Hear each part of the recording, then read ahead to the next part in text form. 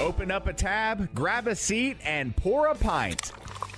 It's time for the Beer Guys Radio Show. You want free beer? Go to the brewery. Dedicated to the art, science, and enjoyment of craft beer. Yo, what's wrong with the beer we got? Now, here are your hosts, Tim Dennis and Aaron Williams.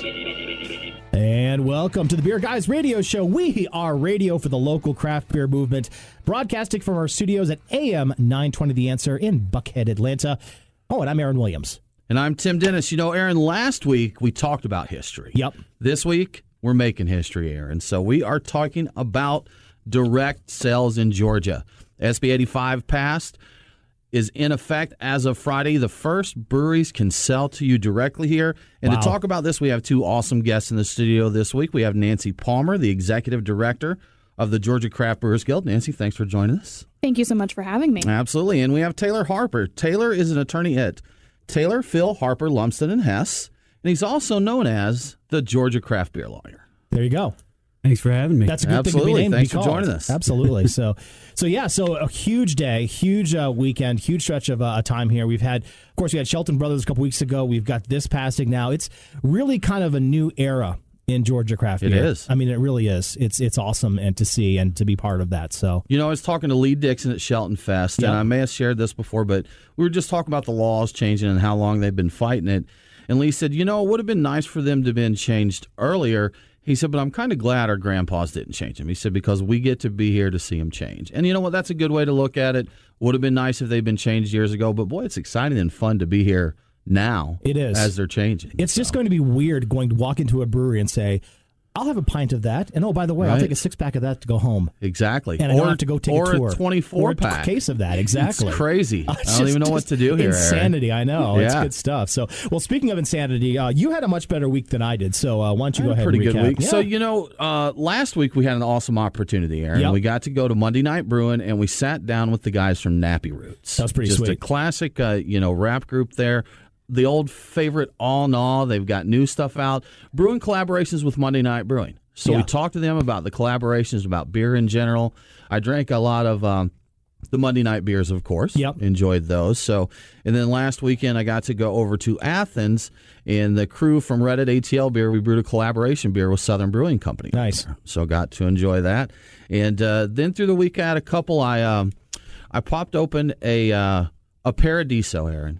One of my yes. favorites. So Absolutely. good beer. And that's other than that, a little light week. I did a lot last weekend, though. Yeah, definitely. But you know what? Talking to the Nappy Roots was a really cool experience for us because, you get to talk to some people that are some celebrities, quote unquote, but these guys knew their beer. That was cool. That was the cool thing about it. I mean, they knew what they were talking about. So That's Fish Scales is Yep. the one. He's the beer guy of the group, and he's bringing the rest along, and they seem to be enjoying following the party there. And they were like in it too. They were like actually, kind of Raking grains and stuff, yes. And so good for them. I'm looking forward to seeing how that comes out. But for me, I have been so lame this week. You know, I've got, of course, 3 kids, and they've just started school. I've got my baby's in preschool. My middle girl is in kindergarten, and my oldest is in 8th grade. And they have to stack their times when they leave for school. And so, I have to get up at 6 o'clock, 5:30 to get everything ready. And so I'm in bed by 8 o'clock. So, I mean, You're so old. I am so old and crusty, lame. Aaron. So, I mean, I've had a couple of scofflaw basements, but other than that, I mean, it's been really quiet. I got to get adjusted to this time frame. Did you just nurse them like 2 ounces a day, like a little nightcap before exactly. bed, right? Like NyQuil. It's good stuff. Absolutely. So yeah, that's I was very lame this week. Hopefully, I'll make up for it though now with the new laws passing. Absolutely. Let's take a look at this week's Truck and Taps beers of the week. Crack open a cold one. It's the Truck and Tap Beer of the Week. Woo-hoo! Craft beer and food trucks in downtown Woodstock. Truckandtap.com. You're unzipping your cooler. Cooler. Yes. Finish that sentence, Aaron. Yeah, exactly. So, since we're celebrating Georgia beer laws this week and the changing laws, I broke out some of my Georgia rarities. Nice. Some of my vintage stuff, some newer stuff. I have a Paradiso, passion fruit and guava, just now released for the season.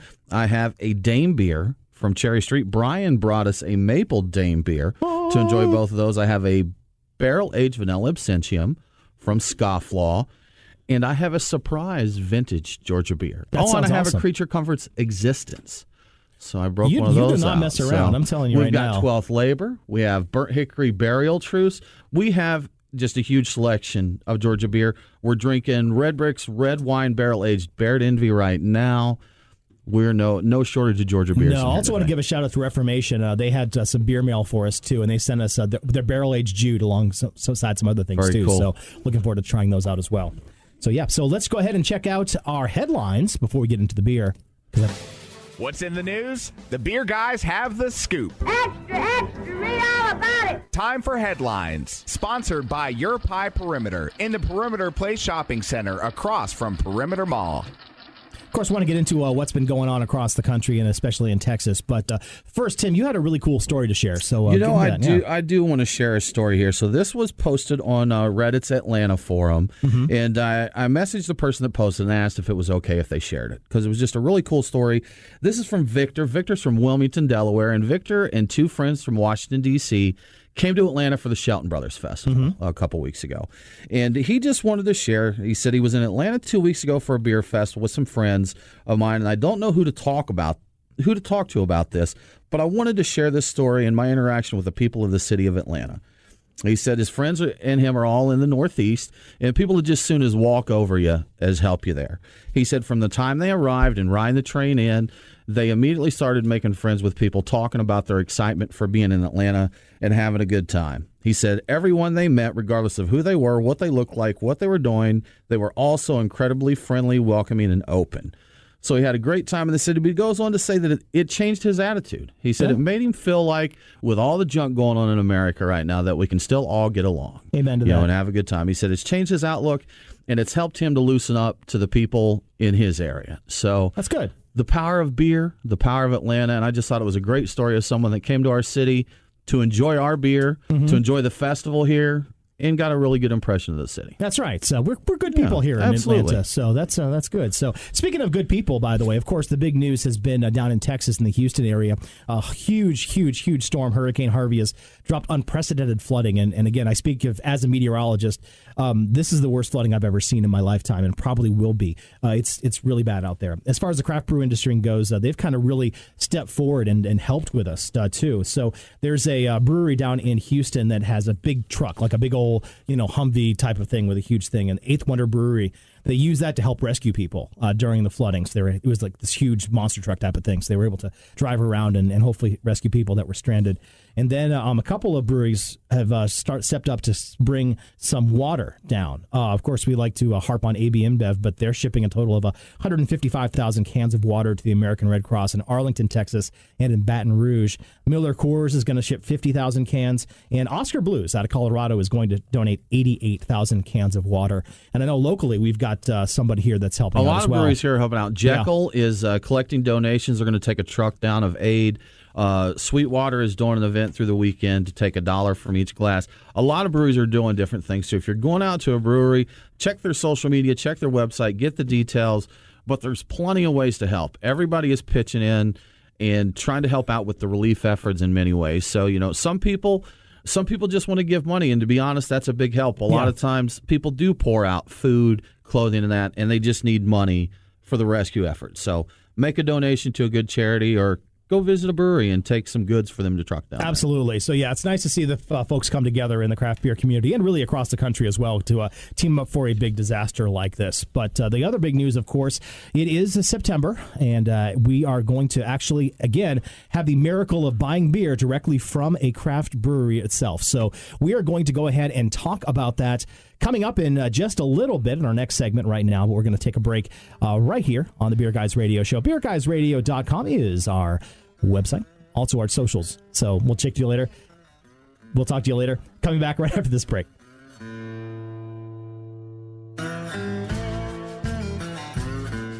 I'm Josh Rachel. I'm the co-owner and brewmaster at Jekyll Brewing, and you're listening to the Beer Guys Radio Show. The Beer Guys are back right after this.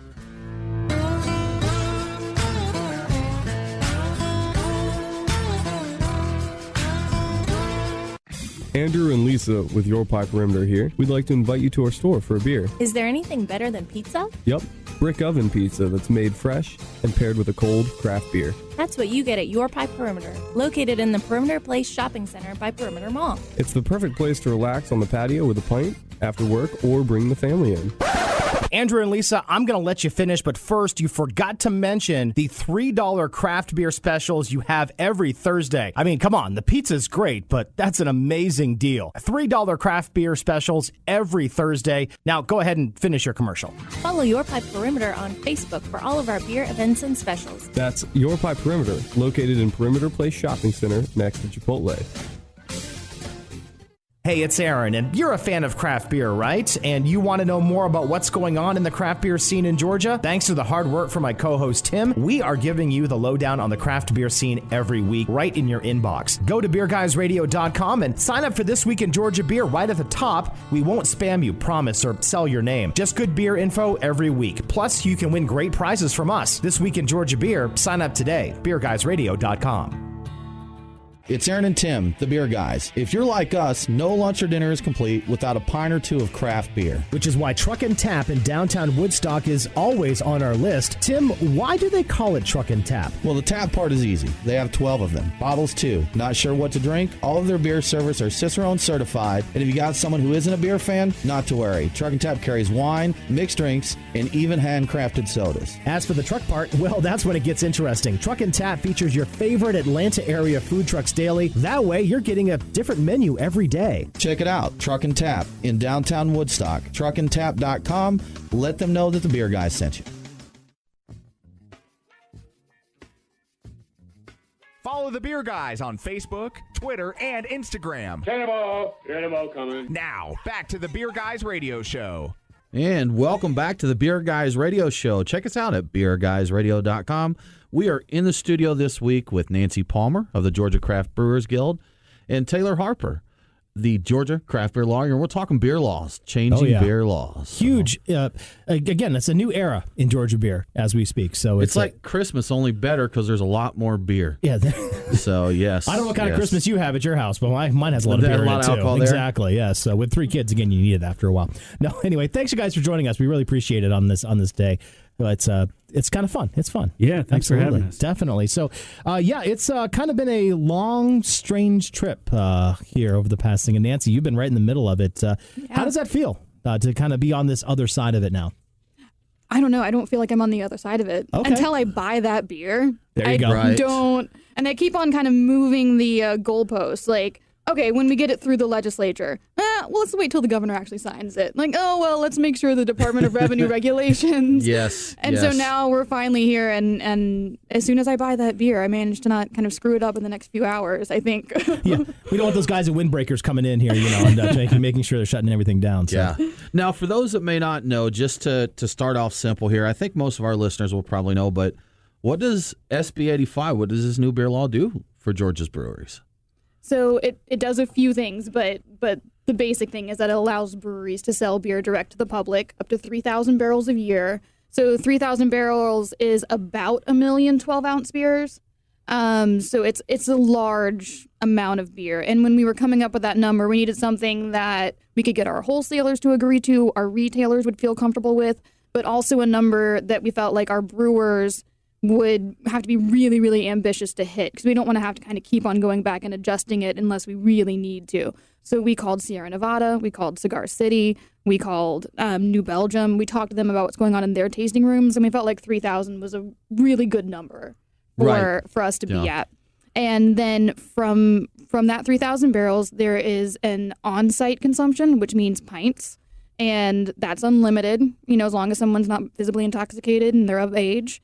And then to go, there's 1 case per person per day to go. And that puts us in line more or less with South Carolina and with Alabama. Excellent. So that's something, you hear 3,000 barrels over a year, and that 3,000 is a big number, but it can sound small. But you extrapolate it out to what we're talking about. What is a barrel? 1 million 12-ounce cans almost. It's plenty of beer, and we asked Sweetwater about it when they were going. They're like, we've got plenty of room. Even our biggest brewery, there's plenty of room there for that to be beneficial. Very beneficial. Yeah. So that's great. Now, was there a time when you didn't think this was going to happen? I'm still not sure. I was going to say, you're still not sure yet, but yes. So. Yeah, I mean, this was I think that I was a little naive going into this system. I think that maybe a lot of our brewers were.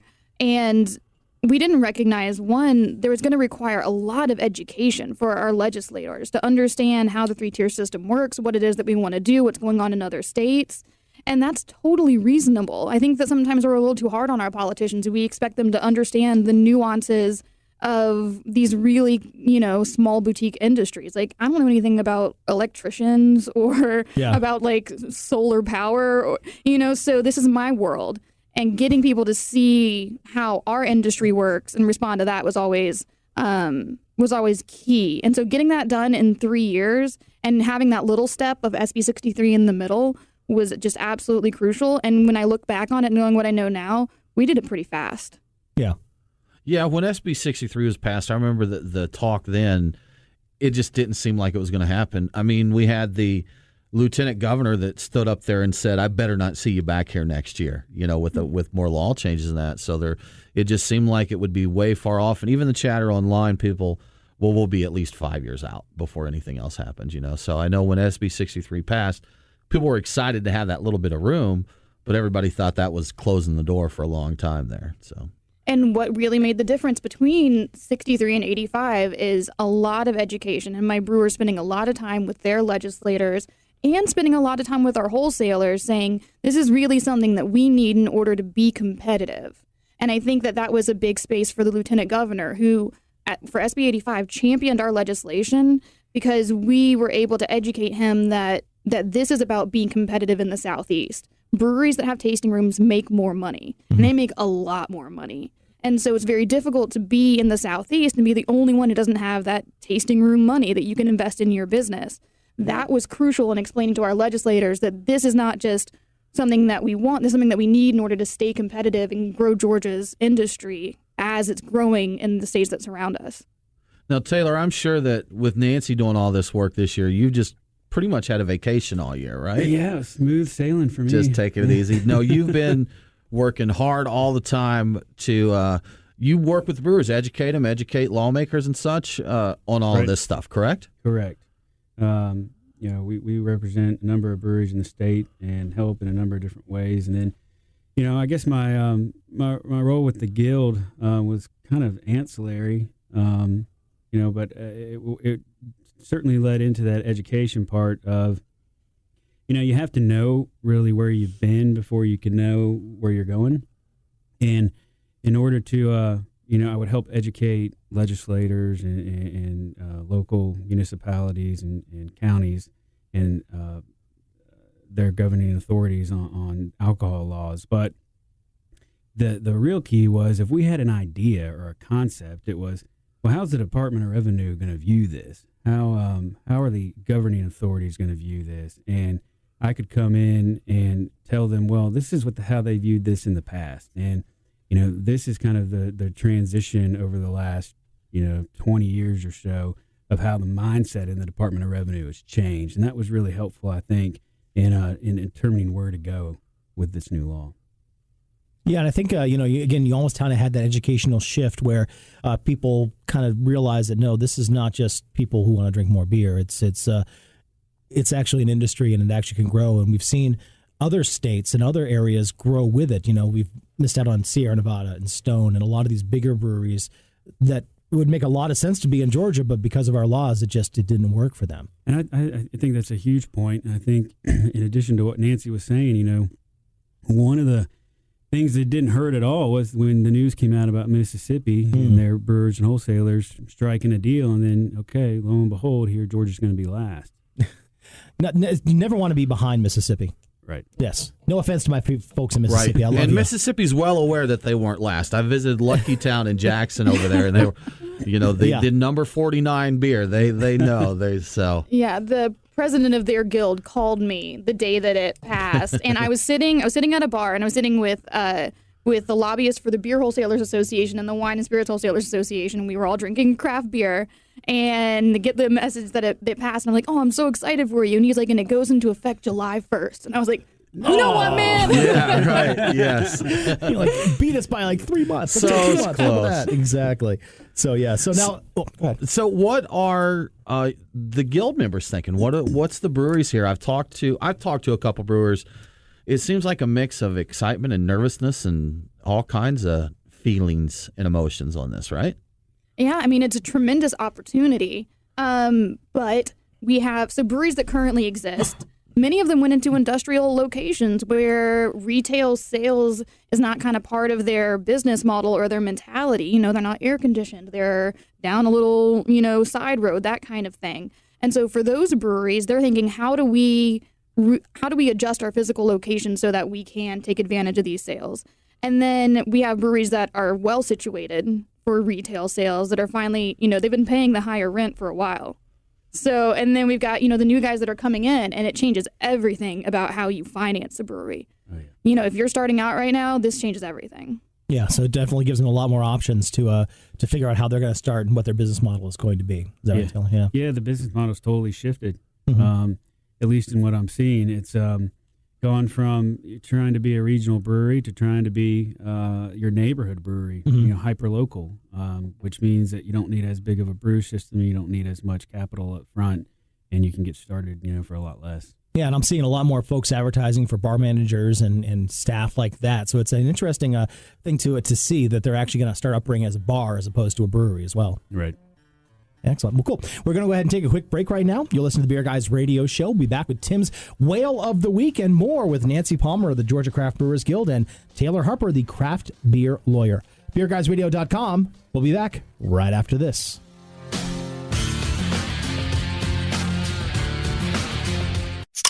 If you really like craft beer, the Stout Brothers Smyrna Beer Market invites you to their store. Not just growlers and craft beer, but everything you need for backyard barbecues and tailgating is available at Stout Brothers. Big Green Egg, accessories, local meats, cheeses, sauces, pickles, and more. If the gang's plans involve your backyard this weekend, you gotta visit the Stout Brothers. Stock up today and get ready for life. It's quite simple. If you really like craft beer, you have to visit the Stout Brothers Smyrna Beer Market in the Smyrna Market Village. We are Reformation Brewery, celebrating the reformer in you. Locally crafted within the renowned Etowah watershed of Woodstock, Georgia, Reformation creates yeast-forward brews full of aroma and flavor crafted to last. Come see us in beautiful Woodstock, Georgia, for a tour and tasting of unique brews that you can't find anywhere else. Reformation Brewery. Set beer free. ReformationBrewery.com.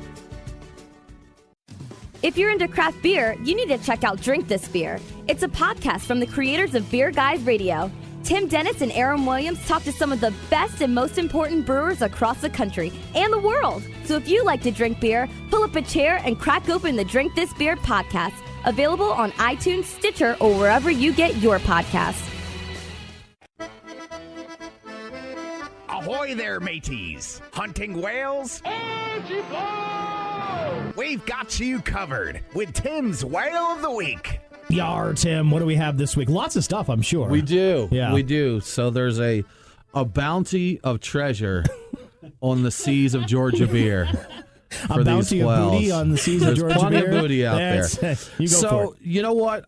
There's really too much just going on this week to keep up with it all. I'll do my best to cover some highlights here.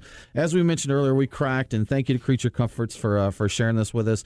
The Paradiso Passion Fruit and Guava is out. Draft was earlier. Cans should be hitting market very soon. Release at the tasting room on the 1st. So we also have Blueberry and Septus at 3 taverns. I would say German Chocolate Helms Deep, but that'll be gone. But that's gone. Yeah. So see, for those that listen on the radio, we tape this show on Thursday evenings. Mm-hmm. So we play a little radio magic with the words. That was released on Friday, and we tell you about it, but I'm sure it's sold out. Yeah. So anyhow, that's one. We have also, I lost my place in my notes, Aaron. Dry County? Dry County has Damn It All Barley Wine Can you bottles. say that on the radio? I just did. Okay. I just did. In bottles. So they're going to do that. They did that bottle release yesterday, Friday. And Cherry Street, man, they got all weekend long the barrel-aged brew Ha Ha Ha with 15, 16, Brian, what is it? Something in that, somewhere in that number of barrel-aged beers. That's a lot. So they've just got a slew of barrel-aged beers. Other stuff going around, of course, just tons of brewery events and all that. Just the fact that I can, again, walk into a brewery and say, I would like a pint of that.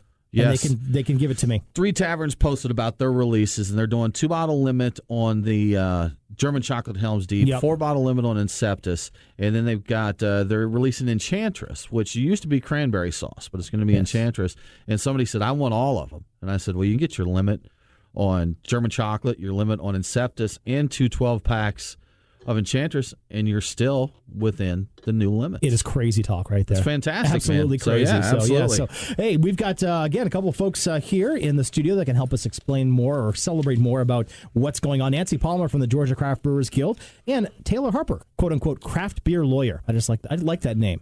Me too. If I could have a title, it would be craft beer radio guy. Well, there you go. I guess I've got success, one. Aaron, success. I'm a winner, too. You know what? I'd like to tell you all about this beer I brought for us. And we'll have to make sure to get this up to the camera.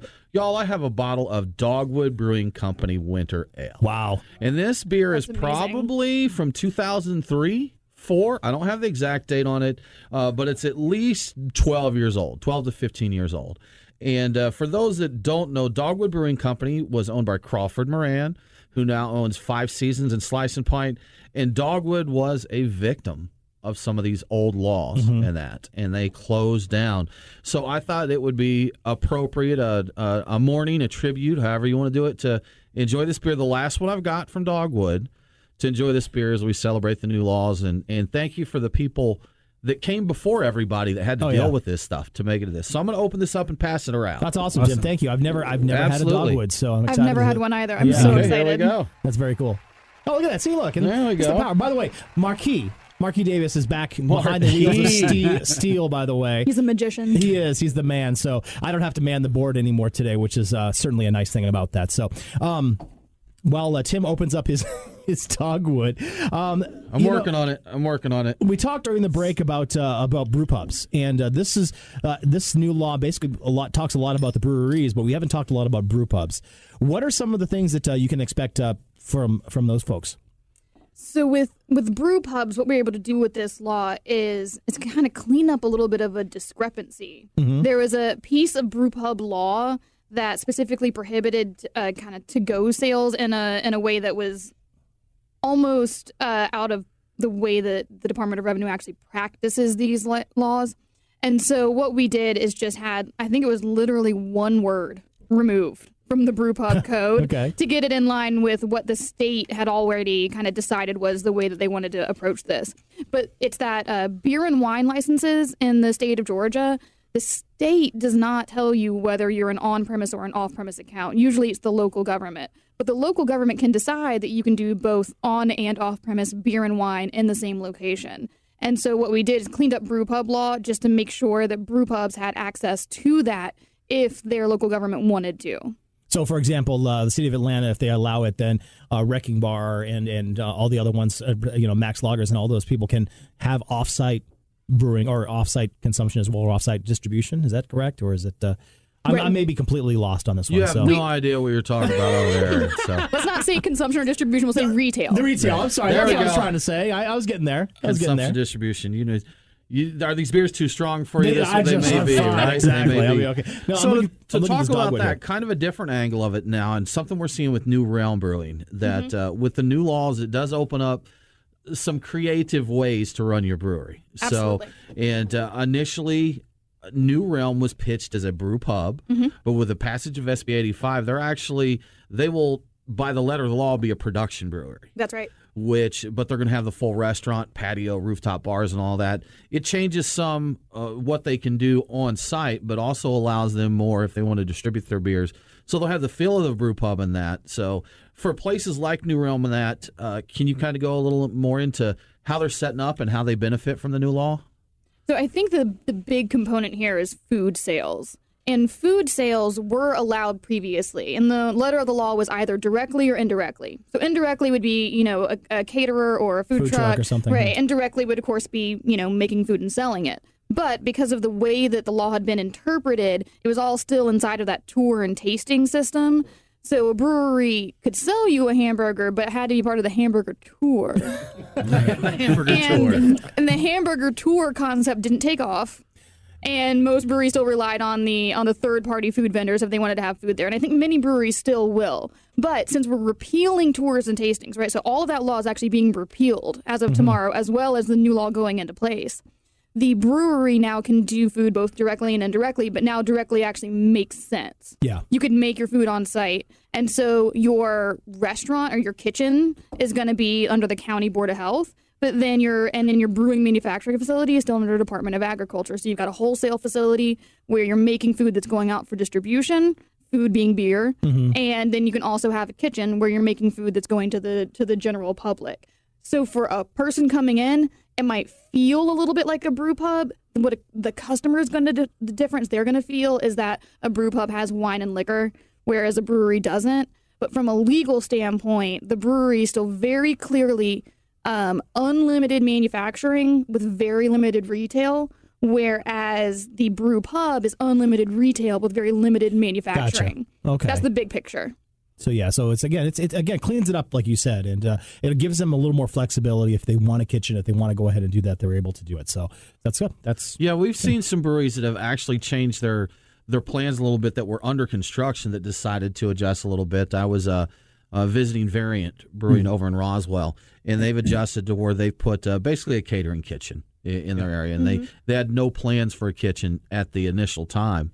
But they said, they don't want to do like full food service, but they want to have that service available. Sure. Whether they want to do a little something or they want to, partner with someone to come in and do a stout and pancake breakfast. Yeah, if you want to do an event, or even if you want to cater it out to like a wedding or something like that, that they can have that facility to go ahead and make that happen. So it allows you to be more for full service rather than just beer. A more of an experience type of environment. We were over in Athens, and Southern Brewing Company always shows the UGA games. They've got a projector there that takes up a big wall. People will be out there with all their Adirondack chairs lined up watching the game, and they were talking about they are a viable option now to the typical bars and that because of this law. Oh yeah. Before someone wouldn't want to come and watch an entire football game at the brewery because after 36 ounces they're done.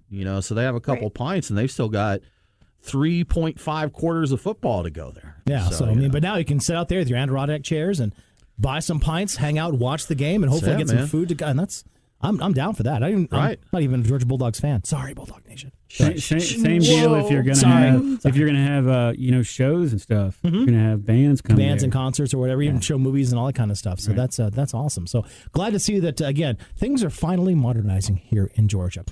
We're going to take a quick break right now. You're listening to the Beer Guys Radio Show. Facebook, Twitter, Instagram, all that social stuff. We are on it. BeerGuysRadio.com as well. Coming back and wrapping up the show after this.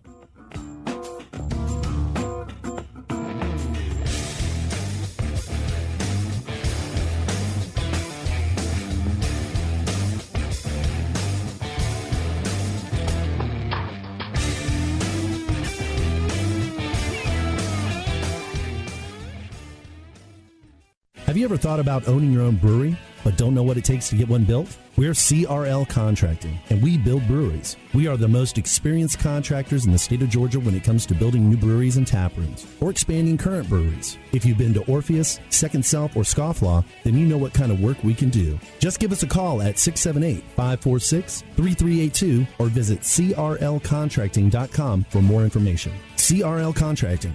We build breweries. crlcontracting.com. Here at the Beer Guys Radio Show, we love to bring you the stories behind the craft beer that you love. And we'd be grateful if you took the time to check out our Patreon site. It's at patreon.com/beerguys. If you choose to become one of our donors, you'll get some awesome swag, including t-shirts, glasses, and some stickers, too. Thanks again for listening to the Beer Guys Radio Show. We are really happy that you have enjoyed this show. And please subscribe, tell a friend, and head to patreon.com/beerguys. Cheers. There is something in the air in Kennesaw. I'm sure you've noticed it. It is the sweet, sweet smell of barbecue permeating from The Nest, a new barbecue and beer restaurant in K-Town. The Nest is your new restaurant if you really love barbecue. Ribs, brisket, chicken, oh my. Did we mention the bar? The Nest of Kennesaw offers 49 taps of craft beer and an amazing bottle list as well. It's quite simple. If you really like barbecue and craft beer, you have to visit The Nest, barbecue and beer in Kennesaw, near historic downtown on Cherokee. Follow the Beer Guys on Facebook, Twitter, and Instagram. What is tarnation? Now, back to the Beer Guys Radio Show. And welcome back to the Beer Guys Radio Show. Join us on the socials, Beer Guys Radio on Twitter, Facebook, and Instagram.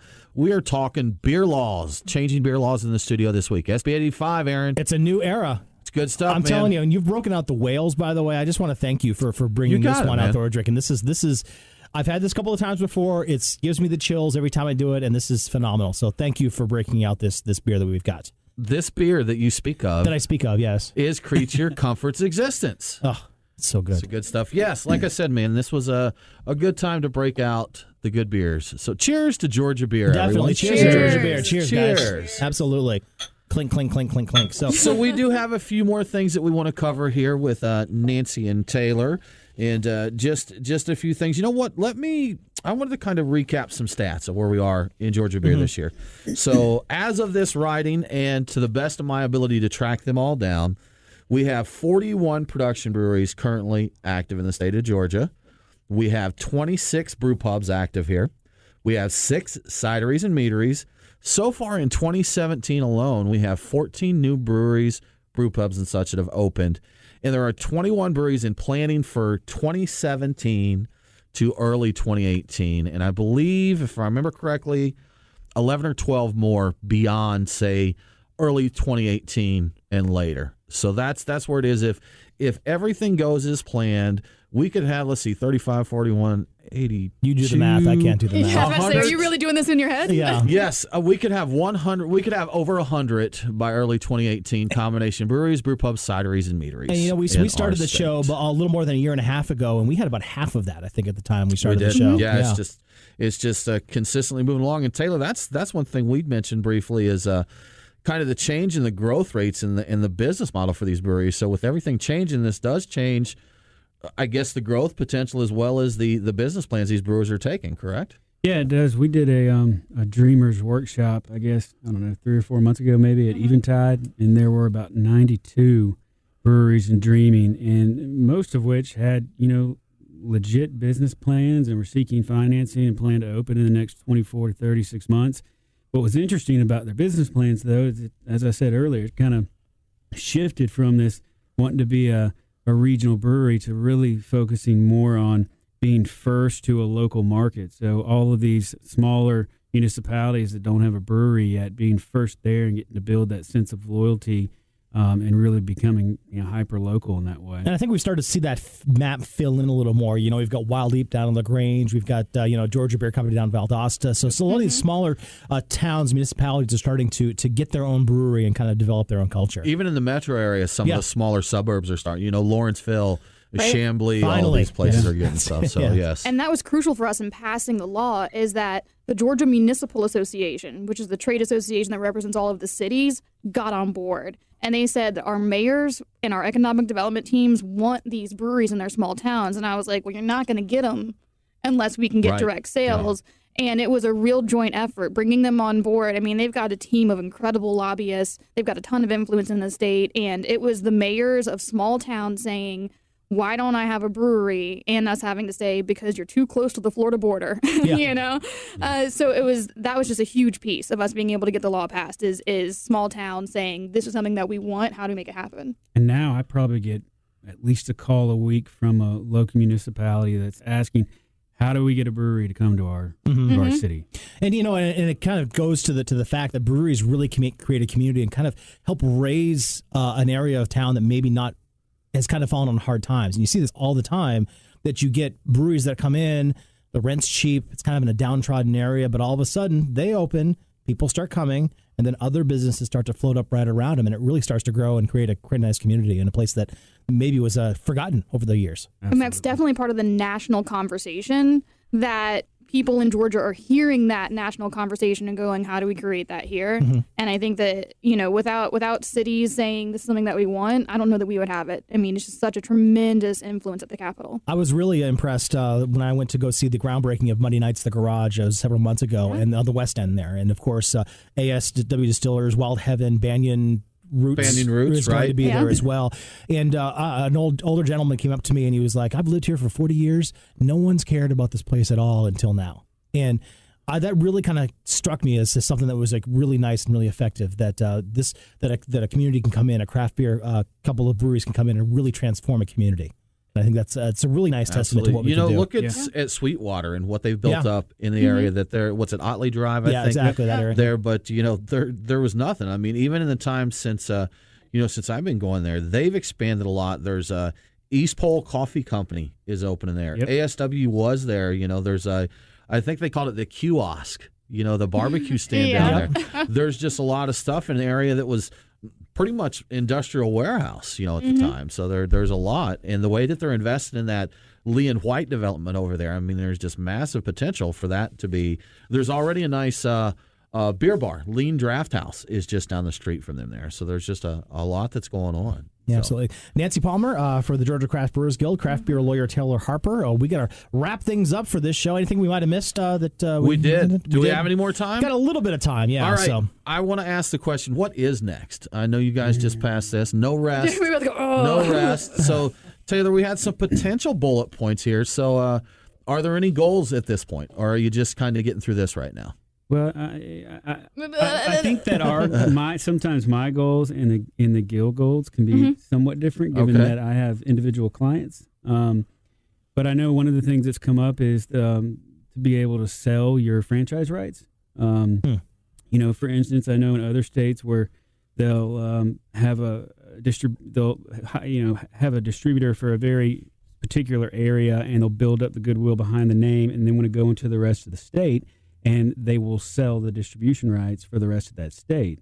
Having proven that the brand has value in a small area. Right. And here in Georgia, not until recently, I had always thought that you could sell your distribution rights. I don't see anything in the code or the regs that says you can't, but apparently certain folks at the Department of Revenue and the AG's office think that you can, and I can see that provoking some discussions this year. Okay. All right. I mean, I think broad strokes, when you look at other states, and there's an upside to being the last because we can look at other states that clearly, broad strokes, you go direct tasting room sales, self-distribution, franchise law reform. Those are the three big pieces of craft beer law that, need to move in order for small businesses to be successful. But how we do that, when we do that, under what circumstance, that's all kind of up in the air. But there's no denying that you can look at any other state and see that that's the pathway to kind of building a craft beer community. And so for us, it's just going to be about what's right for Georgia. You have to remember, Georgia is the 5th largest producer of beer in the country. Georgia produces a tremendous amount of beer. So we have to take into account that you don't really think about that when you look at the laws we've got, what we're producing here. Yeah, exactly. It's tremendous. So overall beer, we're 5th. Craft beer, we're 17th.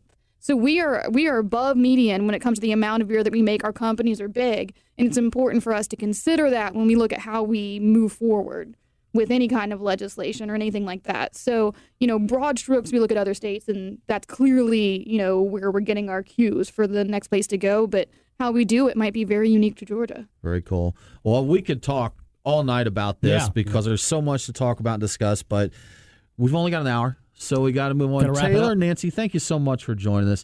And thank you both for all the hard work. And everybody else, we've got a lot of folks joining us here that have worked very hard for years and years to make this happen. It's great to finally get to this. And thanks for joining us tonight to talk about it. Absolutely. Cheers. Thank you so much. Excellent. Let's check out this week's Hot List. Time for the Hot List. The beer guys have the scoop on what's going on next week. Brought to you by CRL Contracting. We build breweries. CRLcontracting.com. That's hot. Hey, real quick now, let's go ahead and take care of Alabama first while we're here. We've got a couple of things going on. Tuesday, Below the Radar starts their 5th anniversary at Below the Radar in Huntsville. Of course, a great brew pub there. They've got $5 deals every day through the 10th. And then finally, Wildly Brewing is going to be kicking off their distribution in Auburn, Alabama. So go check that out. Lots of stuff going on in Georgia, so I'm going to give you the floor. Georgia, all right, here's a quick one. On Sunday, Gate City Reformation and Savannah River Brewing continue their SB 85 celebrations. Monday's a quiet day here. Enjoy your Labor Day. On Tuesday, we have Cinco de Siberius at Wrecking Bar. Wednesday, trivia nights at Your Pie Perimeter and Tacos and Trivia up at Reformation. On Thursday nights, Your Pie Perimeter usually has their pie night. They've gone to monthly, Aaron, so mark your calendars for this one. On September 21st, they'll be having Eventide Pint Night Extravaganza there. On Friday, we have the Old Fourth Ward Beer Fest, live music at Creature Comforts, the Work Week Wind Down Beer Tour with beer from here, and next Saturday, check out the Fall Fest at Terrapin or enjoy the UGA football game at Southern Brewing. Excellent. For a full list of events, check out our calendar at beerguysradio.com. But let's go ahead and do a giveaway to give away. What do we got? Our winner this week is Jimmy Duncan. Jimmy, drop us an email to beerguys@beerguysradio.com and we'll get you a super fantastic swag pack out. I'm stealing Aaron's lines here, so if you want to join us and get a chance to win, go to beerguysradio.com, sign up for This Week in Georgia Beer. You'll get an email every Friday giving you this week's beer events and news, and you'll be entered to win an awesome swag pack. Awesome. Coming up next week, we're talking to From the Earth Brew Pub, which is Roswell's first farm-to-table brew pub. Check us out on beerguysradio.com and on the socials. Don't forget to drink local. We'll talk to you next time. Cheers. The Beer Guys Radio Show on the Beer Guys Radio Network. beerguysradio.com.